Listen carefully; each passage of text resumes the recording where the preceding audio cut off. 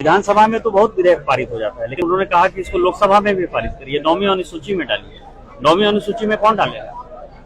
जब तक भारत का सुप्रीम कोर्ट नहीं कहेगा 9वीं अनुसूची में, वो जा ही नहीं सकता। सुप्रीम कोर्ट कौन केस लड़ने के लिए जाएगा? और 9वीं अनुसूची में यदि कोई चीज डालना होगा तो यदि झारखंड का डालना होगा तो फिर बिहार का भी डालना होगा, फिर बंगाल का भी डालना होगा, फिर उत्तर प्रदेश का भी डालना होगा, तमिलनाडु का भी डालना होगा।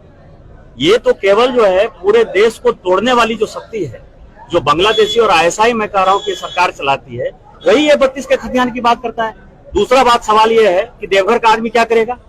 उसके पास तो 32 का खतियान ही नहीं है। मधुपुर का आदमी क्या करेगा? उसके पास 32 का खतियान नहीं है। सारठ, पालोजोरी, जामताड़ा का आदमी क्या करेगा? धनबाद का आदमी क्या करेगा? बोकारो का आदमी क्या करेगा? कोल्हान का आदमी क्या करेगा?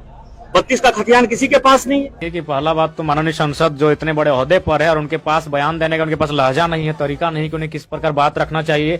इतनी बड़ी आबादी की जनभावना को उन्हें ठेस नहीं पहुंचाना चाहिए। जहां तक आतंकी और अगर इस तरह का सवाल खड़ा होता है तो सबसे पहले माननीय की जो जिनकी पार्टी के दम पर वे आज उछल रहे हैं, उनकी पार्टी सबसे पहले कटघरे में आएगी। पुलवामा कांड आज तक नहीं पता चला है कि वह RDX कहाँ से आया था। यहाँ अगर कोई खैनी लेके गुजरता है ना, कोई अगर शराब का लेके गुजरता है तो पता चल जाता है जांच में कि कहाँ से आया था, किस राज्य से आया था, किस राज्य को जा रहा है। लेकिन आज तक पता नहीं चला है कि वो पुलवामा जो कांड हुआ उतना बड़ा, उसमें वो जो बारूद आया था वो कहां से आया था। और इसी उन्हीं के, हालांकि प्रधानमंत्री पूरे देश के हैं लेकिन पार्टी तो उनकी है, वही शख्स जब प्रधानमंत्री नहीं थे वो कहते थे कि अगर चिप का अगर कुछ होगा तो पता चलेगा। जिस देश का डॉलर गिरता है उस देश का प्रधानमंत्री गिरता है। तो उनको अगर सोचना चाहिए तो अपना जो वादा था, जो देश के लिए उन्हें करना चाहिए तो उस पर सोचना चाहिए था। और मुझे कहीं ना कहीं लगता है जो उनका एजेंडा है, जो उनकी पार्टी का एजेंडा है, वो हमेशा राज्य के लिए हमेशा नेगेटिव रहता है। हाँ, यह कह सकते हैं एज ए विधायक उनका, सॉरी एज ए संसद उनका छोटा सा ये उपलब्धि है कि धनबाद के एम्स, धनबाद के एयरपोर्ट वो देवघर लेके गए, कार्य की उनकी प्रशंसा है।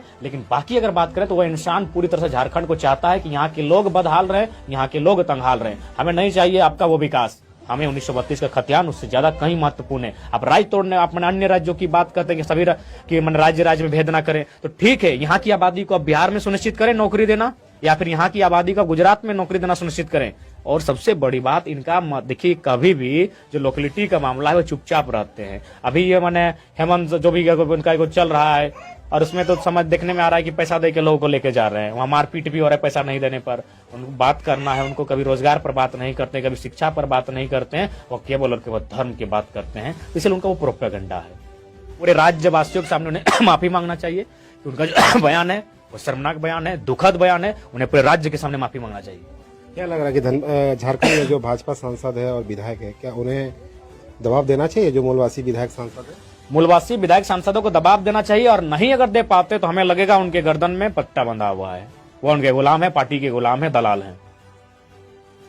क्या आप आतंकी और बांग्लादेशी हैं? जी नहीं, हम लोग लड़ने वाले छात्र हैं, पढ़ने वाले छात्र हैं, जो अपने राज्य को बचाने के लिए, अपने राज्य की अस्मिता, अपने राज्य की आइडेंटिटी को बचाने के लिए लड़ रहे हैं। यहाँ के लोगों को नीति नियोजन में अवसर कैसे मिले उसके लिए हम लोग लड़ रहे हैं। हमने बिहार में कभी दावा नहीं किया, हमने बंगाल में दावा नहीं किया, तो फिर अन्य राज्यों के लोग यहाँ इसे अपना ससुराल क्यों समझ के बैठेंगे? सीधी सी बात है।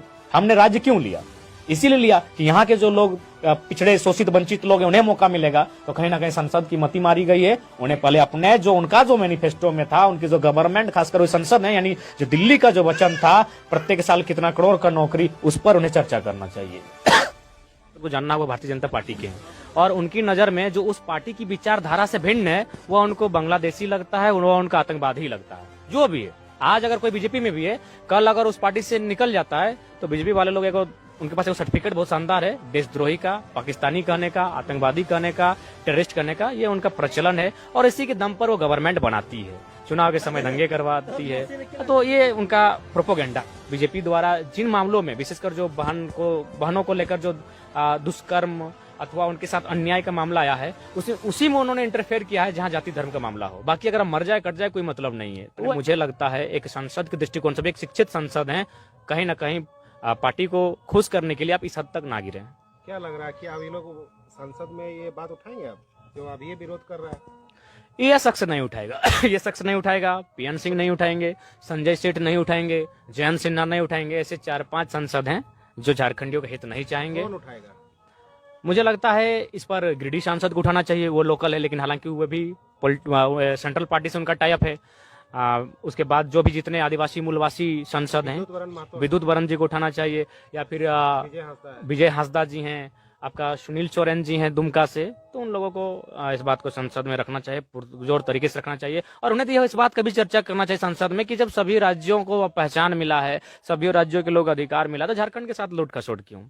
उनको डबल वोटर आईडी का मामला रखना चाहिए था, अवैध बस बसाव का मामला रखना चाहिए था उन्हें। क्या लग रहा है अभी तक ये लोग मुखर होकर तो आवाज उठाया नहीं, तो क्या लग रहा है संसद में उठाएंगे आवाज? कहीं ना कहीं जो नेशनल पार्टी के जो लीडर होते हैं उनमें उनके लगभग एक तरह से उनको कह सकते हैं उनके गले में एक पट्टा टाइप सा रहता है, ये सच्चाई है। सीपी चौधरी से क्या उम्मीद करते हैं आप? देखिए वो उनका यहाँ स्थानीय पार्टी से, भले उनका टाई अप सेंट्रल पार्टी से, तो उन्हें कम से कम अब संसद में इस बात को रखना चाहिए, इस बिल को लेकर उन्हें पुरजोर तरीके से बात रखना चाहिए।